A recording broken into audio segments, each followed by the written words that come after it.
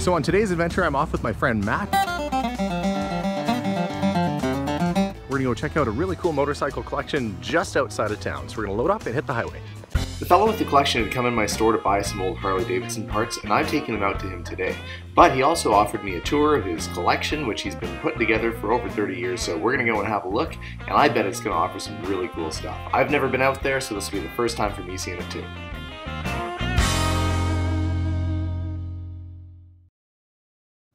So yeah, you've got just a few bikes in here. Yeah. Okay, so we were looking at this guy. This is a 36 Norton International.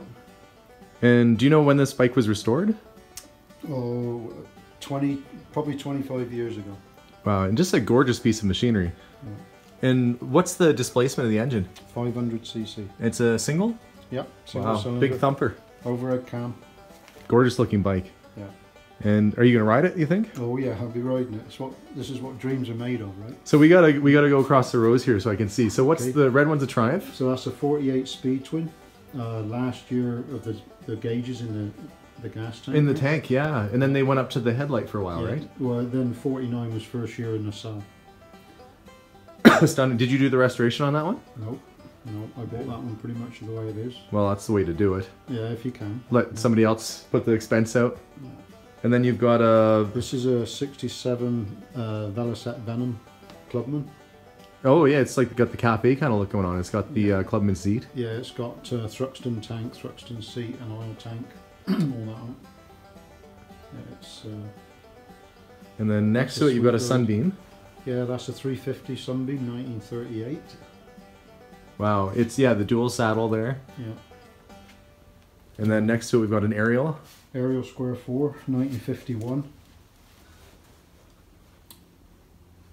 Just a knockout. I love the chrome on the tanks. Yeah, yeah, it's a beauty.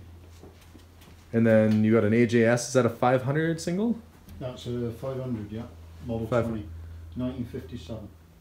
That's a lovely running bike, that. And very smooth to ride. You saw the AJS I had at the shop, eh? The 500 single? Yeah. I took it to auction, no reserve. What'd you get for it? $4,000. I was into it for $7,200 or so. It was awful. It was awful. It had been restored. It was a nice bike, but that's the risk you take when you take a bike to auction. Yeah, that's right. So this next one here, the VELOCETTE, the other VELOCETTE is kind of the brother to this. It's an overhead camshaft, KSS. Okay. So that's that guy right there? Yeah. And what year is the VELOCETTE? 47. It's a 350. Just gorgeous. And then you've got the ENFIELD twin. Yeah. I've seen this one at bike shows. This is the KX. Yeah. I know last time I saw this at one of the shows and everybody was bugging you trying to buy it from you. I don't blame them. Oh, that was at the swap meet. Yeah, that was years back, yeah. Yeah. Oh yeah. Because I was standing there waiting for you to buy a bike off you, and then everybody everybody under the sun was there trying to buy that thing. And then you got the 69 BMW, or no, so R69. It's an R69S 1967. Beautiful. Years ago. Yeah. That's cool. What year did you say the Harley was? 52. And it's a pan. It's a 61-inch PANHEAD, EL. Wow, you just have this in stunning shape. It looks like it's ready to go right now. Yeah. You just hop on it. This one's always ready to go. Right? Always well. And some newer bikes, and we got some sidecars going on. So we got a Dnepr there, with the sidecar. That's the one that's right behind me here. Yeah, that's a 1980 original condition. And they emulate the BMW, like air-cooled. The R71 World War II. Now, was this did BMW sell the molds to Dnepr and then they built them? Yeah, there was some of that prior to the Second World War. Because Shenzhen pack going on. They made some in China as well, right? Well, the Chinese started making them. I think it was from about 57, called the CHANG. Yeah, I've seen those around. Yeah. And you got another Harley here. What's the green one? That's a Police Road King. And what year would this one be? That's 06. 06, and it looks just, they look so similar to the 50s bikes, don't they? Yeah. Yeah, that's the main ride now for Janice and I. And you've got the gorgeous old chopper over there. Yeah, you can go over if you like. Okay, well, I'll be very careful. I don't mind walking through wheels. I gotta get my feet through fenders here very carefully so I don't step on anything important. Right. Yeah. Okay, so you gotta tell me about the chopper. So the chopper, that came from 100 mile from John O'Groats in 1988 originally, just the frame, engine and gearbox. But I finished it about 10 years ago. And what did it start life as? It's a UL, 74 inch, 1946. 1946 UL. Yeah. I love the front forks on this. I mean, this looks like those old Revel model kits like I got from you, Matt. Like those old like Tom Daniels kind of customized looking rods. It's really, really cool. So look at the jockey shift down there? This is foot clutch and jockey shift, you know, proper job, right? And that the handle on the jockey shift is a bayonet handle off an AK. You're right, that is a bayonet handle. Bayonet. That's really, really cool. Nickel plated.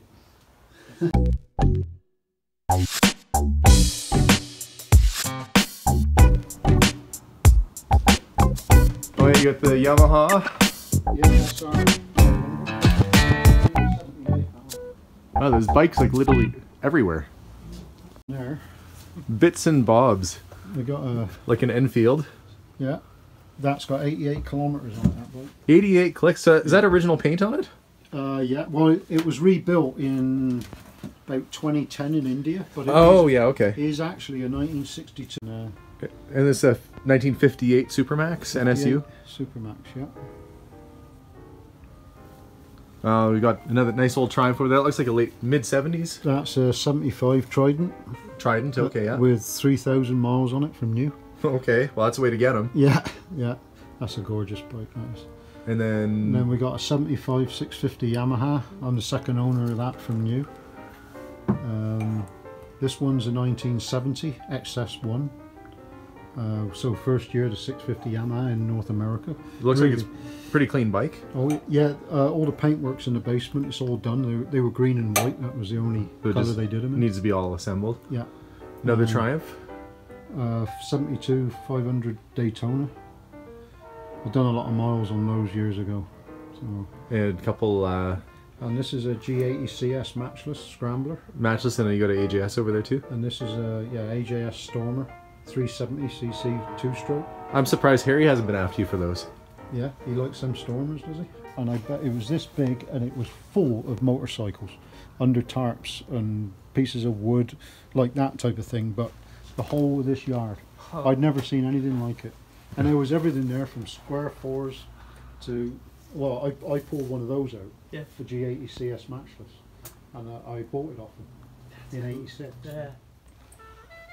750 Commando. Okay, that's where the old stuff is. Yeah. Indian on the left? No, that's a 1936 VLH 80-inch flathead. Okay. 1 year only. Mm-hmm. So that was the only year of 80-inch flathead and total loss oil, right? 4-speed, right?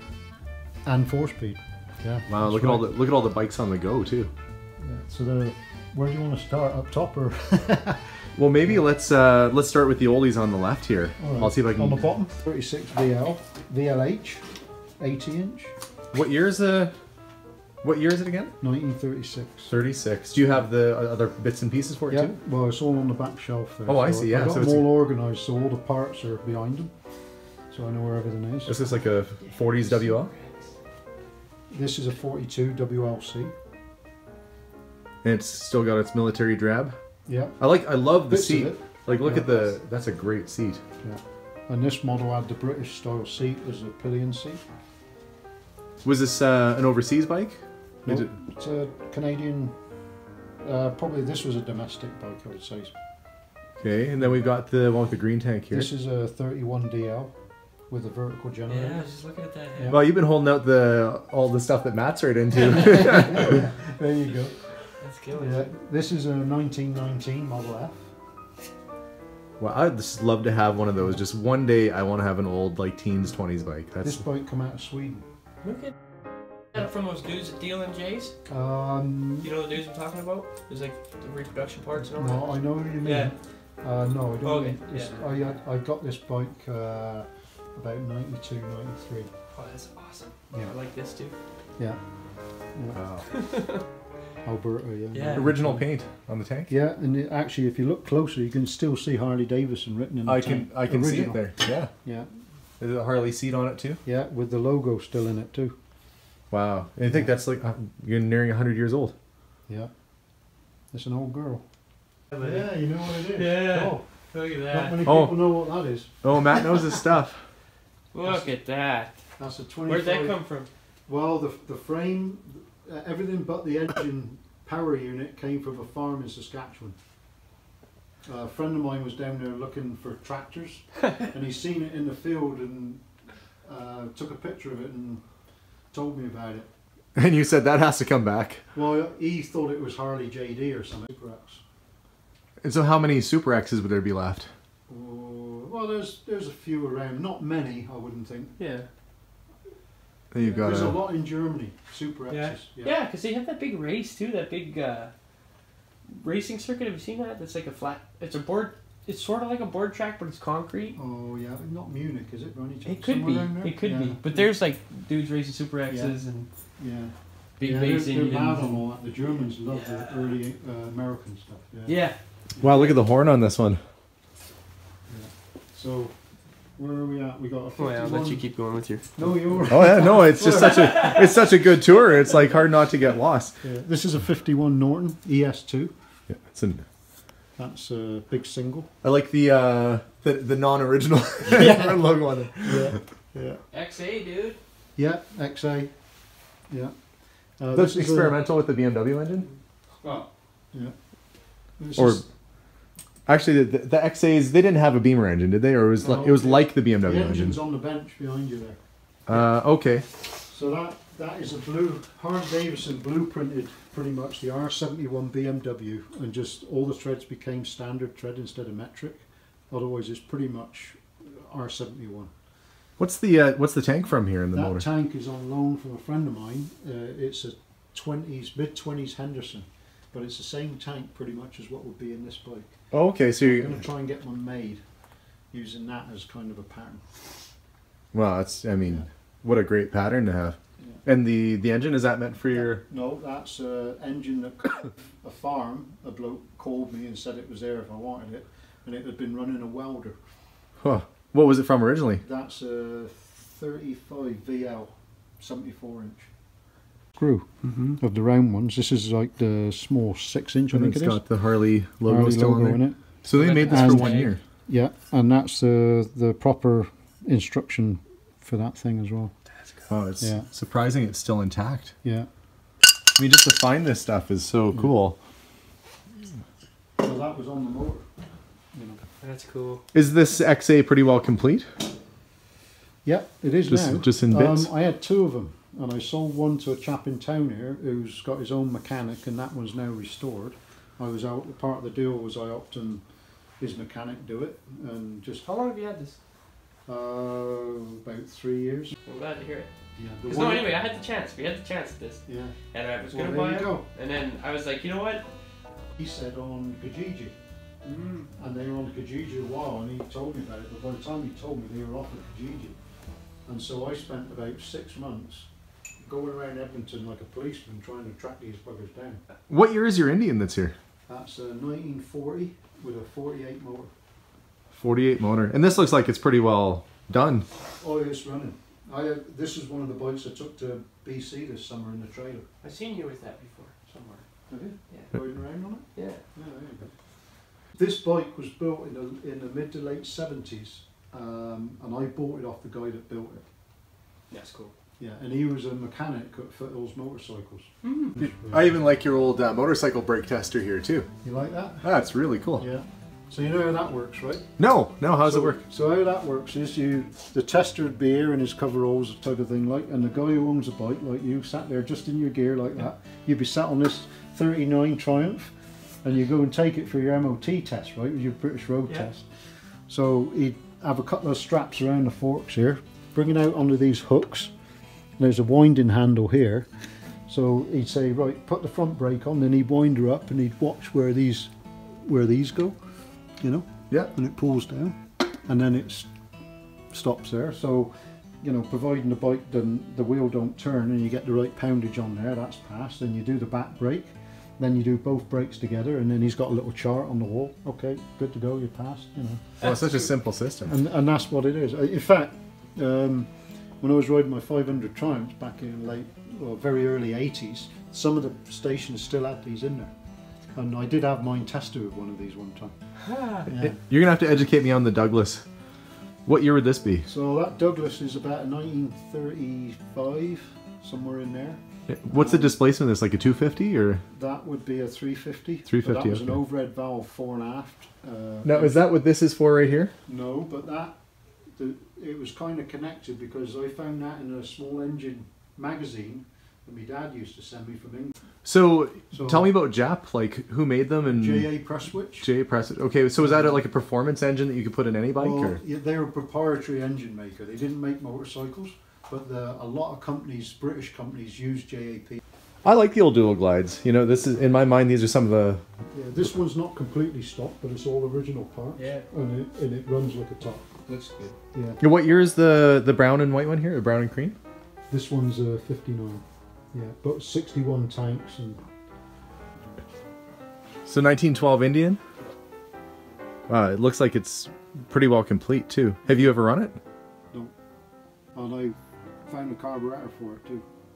Now you have to find the rest of the bike to go along with it. The carburetor is probably worth as much as the engine, like the headstrom. The headstrom, yeah. Oh, Yeah. Yeah, those old helmets are awesome. And then I look over there, and that's got to be a tank off a motorcycle up there. That's Douglas, isn't it? Douglas, I think. Yeah. That's Douglas. Yeah. Wow, early, like teens or 20s or? Teens or early 20s, yeah. I've got two of these. There's another one up in the cabinet upstairs. And that's what they call a potato masher speedometer? Yeah. So By- what by year? Warner. So that's mid to late O's. Yeah. Before the teens. By the time the teens came, they had they were going into Stewart, like regular face type speedos. But and would they have used that on Harleys, Indians, like pretty much any bike that needed a speedometer? you see them on Harleys and Thors and that type of stuff, like, you know. Was it a cool place? Very cool. Yeah, worthwhile? Good times. All right. So what an adventure, some really great stuff. I'm so glad we had a chance to go out there. I'm sure Matt had a good time too. And yeah, some bikes that you just wouldn't normally see otherwise. So thanks very much for watching. If you enjoy these videos, don't forget to hit the subscribe button and tune in for more adventures soon. Bye for now.